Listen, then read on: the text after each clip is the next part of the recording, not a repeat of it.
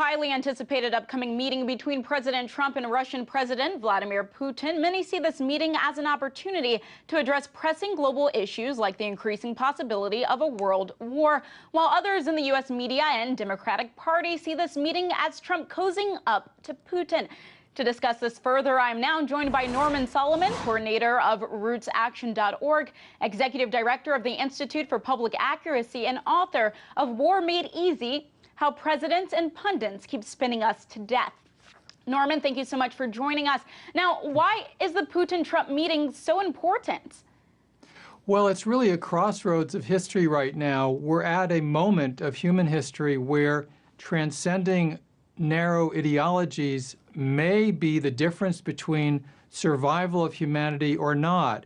You wouldn't know it from the huge amount of media focus elsewhere, but really the United States and Russia hold in their hands, in their governmental hands, the future of humanity. So even though there's a whole lot of static and 1,001 different stories, it's as though hidden in plain sight is this crossroads that we're at today and that literally and figuratively Trump and Putin will be at tomorrow. In your opinion, what are the main forces? Why are the main forces putting pressure on Trump in domestic U.S. politics?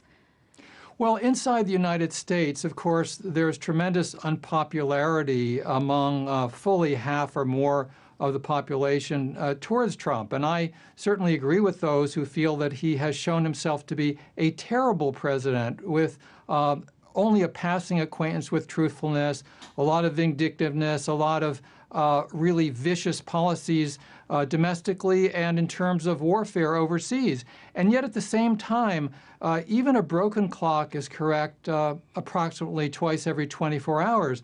And when Donald Trump has said, as he has said numerous times, that it would be good for the United States to get along with Russia, those are fighting words for the military-industrial complex in the United States and much of the mass media. So I think that rather than challenging or discouraging or attacking Trump when he makes sense about the need for some movement towards détente with Russia, and these are attacks that the Democratic Party hierarchy continues to make, we should be encouraging those overtures. We should be supporting the idea that détente is a worthy goal between these two countries. I want to switch gears a little bit. In your opinion, what's your response to the anti-Russia attitudes in the U.S. media as it pertains to the so-called Russiagate and from the Democrats in general? Well, it's become a sort of a meme, a knee-jerk response that was encouraged, frankly, by the Hillary Clinton campaign, especially in the aftermath of the November election, taken up by so much of the mass media.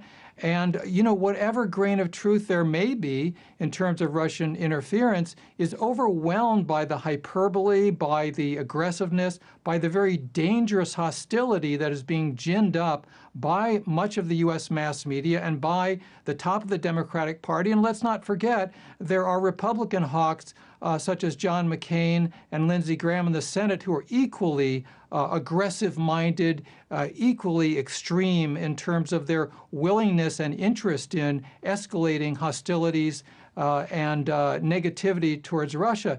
These are long-term structural problems in the U.S. economy where there is a huge profit-taking going on perennially by the military-industrial complex.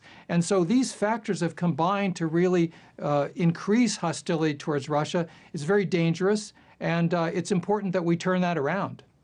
All right, we have about a minute left, Norman. German Chancellor Angela Merkel expresses frustration and said that the G20 countries cannot rely on the U.S. and must work on problems without the U.S. What potential do you see in the upcoming Trump and Putin meeting?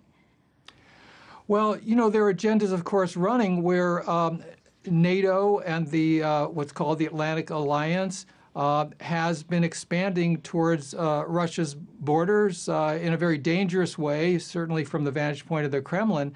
And I think it's important to try to look at this entire problem from the standpoint of world security, not just the narrow ideologies and nationalisms coming from various capitals. If that can happen, then it will be possible to reduce the dangers of nuclear war and really, by the way, take on the huge problem of climate change as well.